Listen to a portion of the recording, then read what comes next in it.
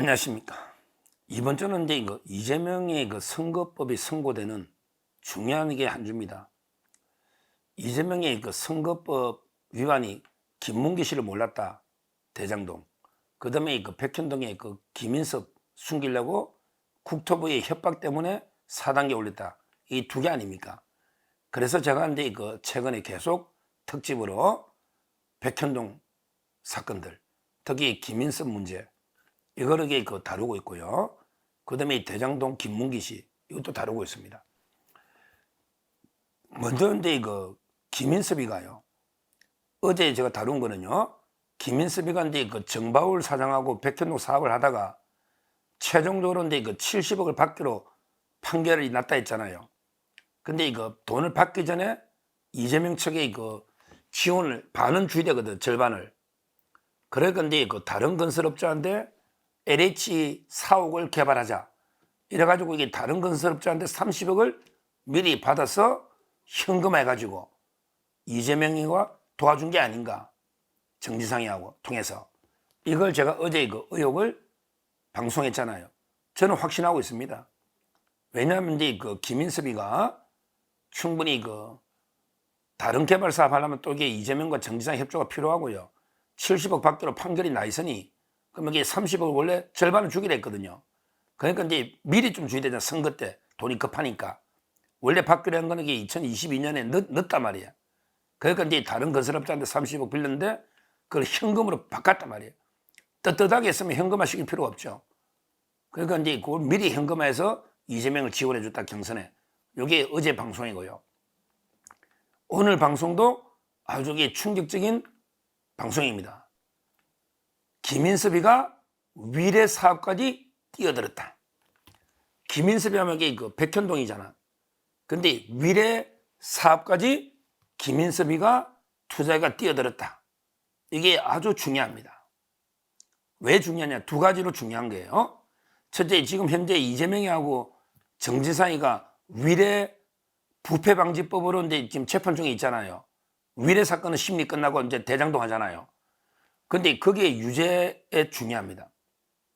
위례 사업에 김인섭 씨도 뛰어들어 있다면 충분히 더 이재명이나 정지상이는 이제 그 더 개발업자들한테 부패 방지라는 게 미리 정보를 주가 이익을 얻게 하는 거죠. 현재 211억의 부당한 이익을 얻겠다. 211억 부패 방지법. 이게 위례 이재명의 혐의거든요. 공장. 그 사업에 김인섭 씨도 뛰어들었다. 이러면 이게 이재명 정상의 유죄 판결에도 중요하고요.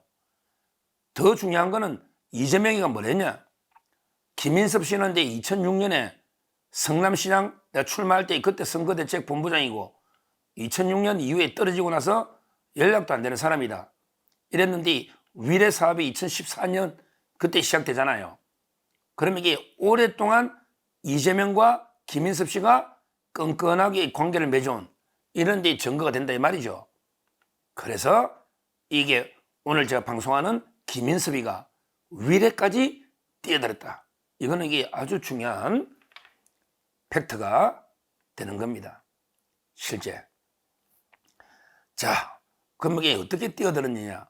보통 우리가 위례하면요. 보통은 이제 그 호방건설 생각하죠. 호방건설이 시행도 하고요. 시공도 하잖아. 시공은 당연히 하죠. 호방건설이니까 건설회사 시공하잖아. 근데 이거 시행까지도 지분을 가진 거죠. 시행과 시공을 다 먹은 거야. 근데 미리 호방건설이 보증을 서주고 땅을 살 수 있었거든. LH한테. 그러니까 지급 보증을 서준 대가로 미리 시공권도 미리 주고 시행 이익도 나눠주는 거야. 이 말은 이거는 미리 다 짜놨고 시공사를 짜놨고 이게 정하기 때문에 내부 정보를 다 이게 유출이 되는 거예요. 내부 정보가. 근데 그때 이제 그 보통 우리가 위례하면 누가 생각나요? 남욱. 그 다음에 그때 김만배는 없었고 정재창 씨가 그 역할을 하죠. 정재창. 그 다음에 남욱. 그 다음에 정영학. 그 다음에 호방건설. 뭐 이런 게 위례인데 여기에 김인섭이도 뛰어들었다. 이런 이야기입니다. 이게 어디서 나오냐? 김인섭이가요. 이번에 백현동으로 5년 받은 건 다 아시잖아요. 5년 받아가지고 항소심에도 5년 넣었잖아요. 근데 옛날에 김인섭이가 다른 걸로 이게 또 구속됐다. 이렇게 이제 방송한 적 있잖아요. 옛날에 김인섭 씨가 정바울 사장하고 처음에 방송할 때, 사업할 때 다른 또 이게 사건에 연루가 돼가 징역 1년 6개월인가 받았어요. 그 판결문을 기자가 입수한 거예요. 김인섭 씨가 옛날에 2014, 15 옛날에 그 다른 사건의 로비 또 알선 수재해가지고 징역 1년 6을 받은 그 판결문을 입수한 걸 분석한 기사를 보면 바로 이게 위례 사업에도 김인섭에 뛰어들었다. 이게 확실하게 나옵니다. 그때 김인섭이가 2015년에 그 알선 수재로 다른 사건으로 구속될 때요. 받은 뇌물이 있거든요. 그때 김인섭이가 빗물 저장 이런 데 그 공사하는 업체한테 내가 공사를 따줄게 얘가 돈을 받는데 두 군데서 돈을 받거든요. 하나는 이제 그 성남시하고 군포시입니다. 예를 들어 이제 그 군포시에도 이제 그 따줄게 공사를 그때 군포시장 비서실장을 소개시켜주고 따주가 1억 얼마 받아요. 그 다음에 자기가 성남시에도 따줄 수 있잖아. 그것도 이게 따줘가지고 또 1억 얼마 받아요. 성남시. 참 이게 특이하죠. 이재명하고 정진상인데 거기도 이게 로비하는 거예요. 그러니까 이제 두 건 해가 총 이게 2억 670만을 받은 거예요. 그러니까 김인섭이가 백현동 하기 전에 2015년에 그때 그 군포시하고 성남시 빗물 저장이나 이런 게 토목공사 업체 한국에 공사를 수주해 줄게 로비에서 이래가지고 두 건 2억 670만 원을 받는데 중요한 게 그 자금이 어디로 갔느냐. 그때 김인섭이 1년 6월 구속됐다 했잖아요. 그때 정진상이가 막 면회 오고 그러면 그 돈이 어디 갔느냐. 그 돈이 3,420만 원입니다. 3,420만 원이 푸른 위례 프로젝트, 푸른 위례 신도시 그 PFB, 푸른 위례 있잖아요. 그게 이제 시행하는 PFB거든요. 그 계좌로 3,420만 원. 이게 들어가면 큰 겁니다. 원래 초창기에 대장동 봤죠? 몇 천만 원 투자하니까 옛날에 몇백억 받잖아, 몇십억씩. 그게 대박이잖아요. 그러니까 위례도 이게 총 시행이익이 다 하면요. 한 418억? 400억이 넘어요. 위례도 이게 꽤 많이 벌었어요. 시행만, 시공 빼고 한 418억? 420억?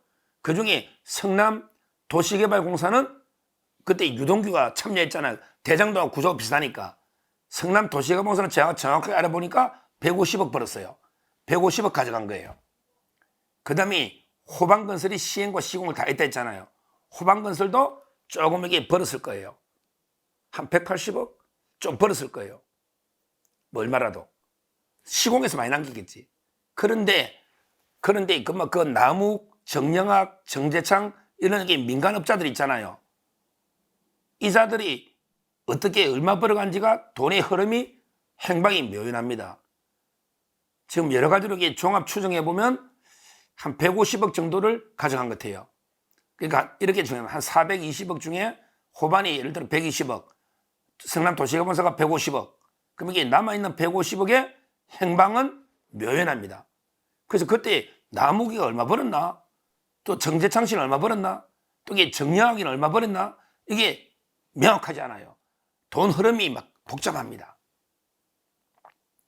그러니까 이제 이거 자금 추적이 어려운데 하여튼 한 150억 정도 추정이 돼요. 민간업자들이 가져간 돈이. 왜? 성남 도시개발공사가 150억 벌어갔거든. 지분이 51이라고 했으니까 비슷하다 보면 돼요. 근데 그 돈이 흐름이 묘연하다. 근데 저는 그 돈 중에 상당 부분이 김인섭 씨가 가져갔을 가능성이 있다. 왜? 김인섭 씨가 푸른 위례 여기에다가 3,420만 원을 보내면 이게 10배 튀기면 3억 4천입니다. 10배 튀기면 3억 4천, 100배 튀기면 34억이죠. 뭐. 얼마가 나온지는 모르죠. 거의 튀기겠지. 민간업자 돈 낸 사람 별로 없거든요. 김인섭 씨가 이만큼 내고 자기가 또 친분이 있고 하면요. 그때 이재명이하고 정제 친분이 있잖아요. 이러면 이게 엄청 튀겼을 거예요.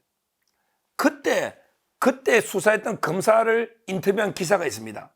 그때 김인섭이를 수사해가 잡아연 검사 인터뷰는 그때는 이게 위례가 이렇게 이재명하고 연결된지 몰랐다 이거지.